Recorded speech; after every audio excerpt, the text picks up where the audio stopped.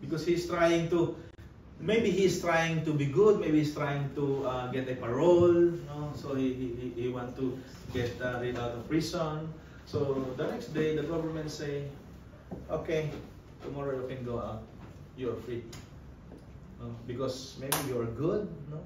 You're good, maybe you're doing good inside the jail, okay? So you're free. So what do you call that? That is mercy. That is mercy. That's mercy. Then what is grace? He was forgiven already. What is grace? This is grace. Okay, tomorrow onwards, you are free. But wait, there's more. You will go back to your work as a soldier. But wait, there's more. You will be promoted as general. That is grace. And that is our situation. That's why the Bible says, yet to all who did receive Him, to those who believe in His name, He gave the right to become children of God. Pinatawag ka na ni Lord, no? God has forgiven you. I think that's more than enough, Lord. But, Lord, to treat me and give me the right to become children of God, that is more than enough, Lord. That is grace. That is grace. That's why I'm here in front of you. No? I can do all these things, not because of my strength. It is because of the grace of God. Amen. Because I'm not worth it. I'm not even worth it to even cite any verse from the Word of God. During those times, no, magbanggit ka ng salita ng Panginoon, you must be holy. Dapat nasunod mo yung 600 laws na yan. Oh, hindi ka pwede. You cannot stand in front of synagogue and then teach the people about the Word of God if you're not following 600 laws. Ano? I cannot even follow 10 commandments. No. But I can stand in front of you. It is because of the grace of God. Amen. Amen. Hallelujah. Palakpakan natin ng Panginoon. Hallelujah. So, you must be born again. Amen. I want to end with this. 1 Peter chapter 2, verse 24. He Himself bore our sins in His body on the cross, so that we might die to sins and live for righteousness. By His wounds you have been healed. Amen. No? Jesus brought the sin, our sins, no? Like the soldier. No? He brought our sins and His body, and He died on the cross. Yes. No? In exchange of our sin. Hallelujah. In exchange of our sin. He died on the cross, because if we are the one who will pay for our sins, no, our life not even worth it. Our life not even enough to pay for our sins. So He took everything, put on Himself, and died on the cross. So our sinfulness life was transferred to Jesus on the cross in exchange. So He Himself bore our sins in His body. That's what the Bible says. He put our sins in His body, and He died for us, so we may live. Hallelujah. Eternally.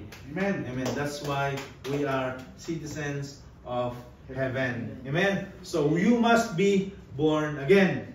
If you want to see the kingdom of God, you must be born again.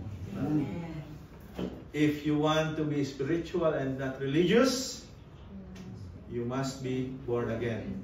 If you want to have eternal life, you must be born again.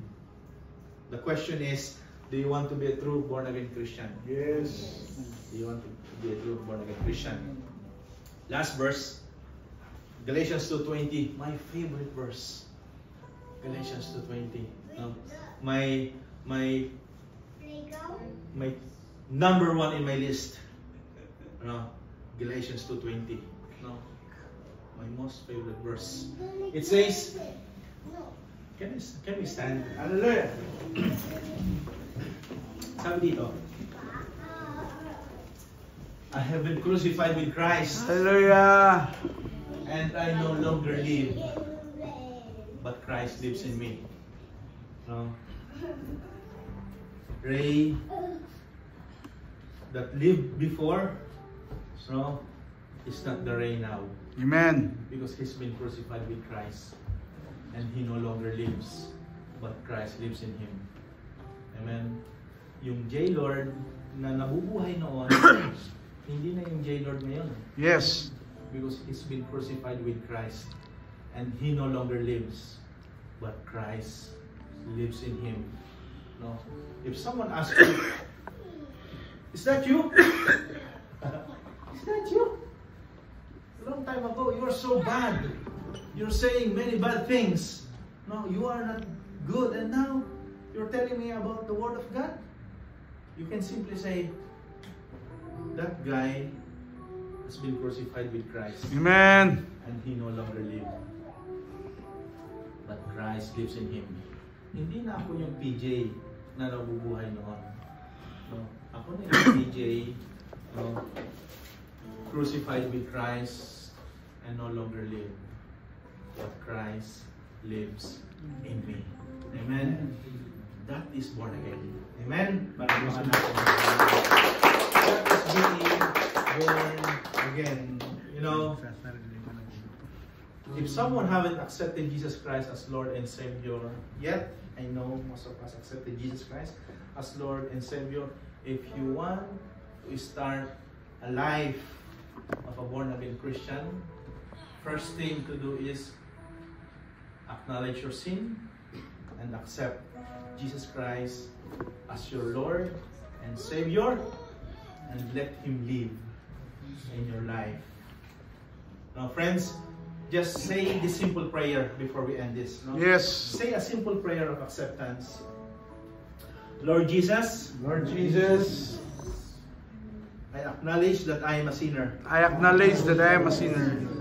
Lord, forgive me of my sins. Lord, forgive me of my sins. Come into my life. Come into my life. Jesus, I accept you. Jesus, I accept you as my Lord and as Savior. my Lord and Savior. From now on. From now on. Live into my life. Live into my life. Be my Lord. Be my Lord. And this is my prayer. And this is my prayer. In Jesus' name. In Jesus' name. Amen. Amen. Hallelujah. All the born again Christian will say amen. Amen. Hallelujah. Amen. Amen. So we will continue. No?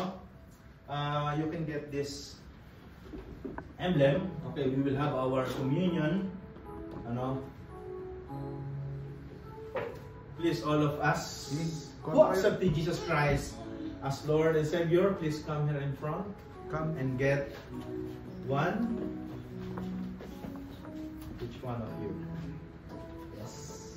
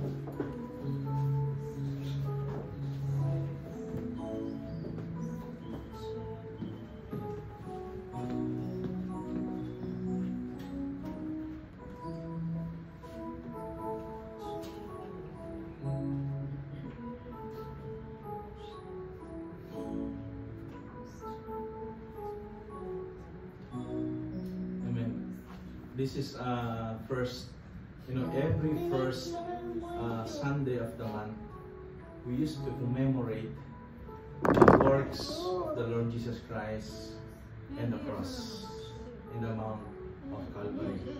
Ito po ay commemoration. Jesus instructed His people, to do this in remembrance of what He has done on the cross. Pero may warning. There's a warning before taking this emblem. No? There's a warning. The Bible says in 1 Corinthians chapter 11, no?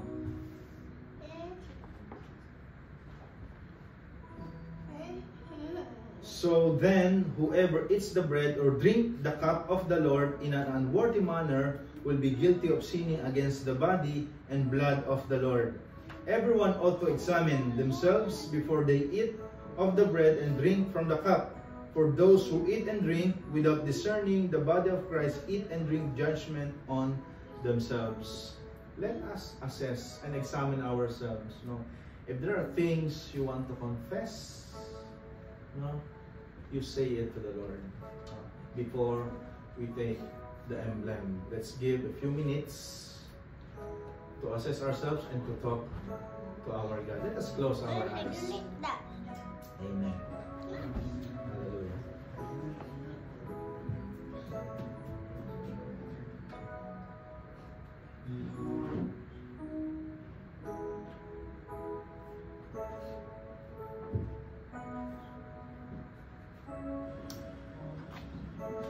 For I received from the Lord what I also passed on to you. The Lord Jesus, on the night He was betrayed, took bread, and when He had given thanks, He broke it and said, "This is my body, which is for you. Do this in remembrance of me." Let us do this.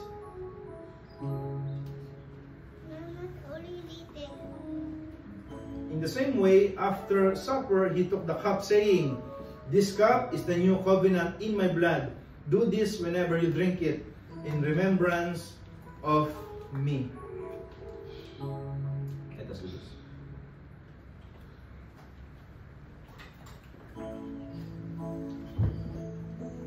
For whenever you eat this bread and drink this cup, you proclaim the Lord's death until He comes. Let us pray. Lord, thank you for your words, O God. Thank you, Lord, for what you have done on the cross. Thank you, Lord, for your grace, Lord God. And thank you, Lord, for again reminding us on what being born again looks like, Lord God. What the real born again is, Panginoon. So thank you, Lord, for allowing us to experience your presence today. Thank you for teaching us, Holy Spirit, Lord. And thank you, Lord, for always bringing us, Lord, to this place, Panginoon. I pray, Lord, in the name of Jesus, if anyone here, Lord, asks for healing, in the name of Jesus, I speak healing, Lord God. If any one of us here, Lord God, waiting for a breakthrough in their lives, Lord, in the name of Jesus, I speak breakthrough, Lord, in the name of Jesus. Anyone here, Lord God, looking for a job, in the name of Jesus, Lord, I pray, Lord, that you will meet them, you will give them a job, Lord, kung saan mas i-bless mo sila, Lord God. And any unanswered prayer, Lord, that still they are waiting for your answered prayers, Lord God, in the name of Jesus, Lord, you will meet them, Lord, in their needs, Lord God, in the name of Jesus. Bless this group, Lord, and we are looking forward, Lord, for again many months and years, Lord God, as they continue to grow in you, Lord God, as they continue to strive, Lord God, and as they continue serving you, Lord God. In Jesus' name we pray. Amen and amen. All right, so that's it. God bless you. And then, can we have another 30 minutes? Yeah. No, to talk about OHB. Pwede tayo maupo lahat. Ayan. 2 minutes bathroom break. 2 minutes bathroom break. Okay, 2 minutes bathroom break. Meron lang tayong a few minutes. It will not be more than 30 minutes, no? Yeah. Meron lang tayong i-discuss sa ating OHB.